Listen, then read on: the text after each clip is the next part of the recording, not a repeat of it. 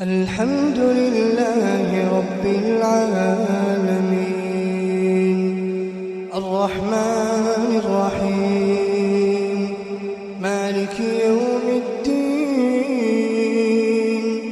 إياك نعبد وإياك نستعين اهدنا الصراط المستقيم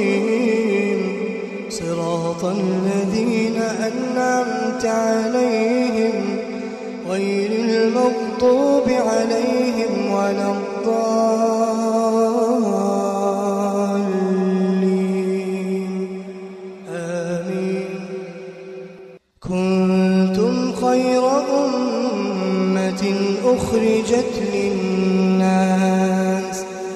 تأمرون بالمعروف وتنهون عن المنكر وتؤمنون بالله ولو آمن أهل الكتاب لكان خيرا لهم منهم المؤمنون وأكثرهم الفاسقون لن يضروكم إلا أذى وإن يقاتلوكم يولوكم الأدبار ثم لا ينصرون ضربت عليهم الذلة أينما ثقفوا إلا بحبل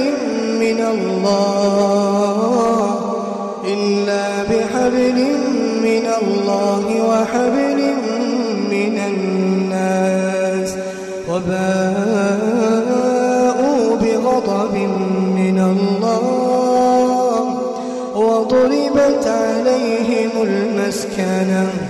ذلك بأنهم كانوا يكفرون بآيات الله ويقتلون الأنبياء بغير حق ذلك بما عصوا وكانوا يعتدون.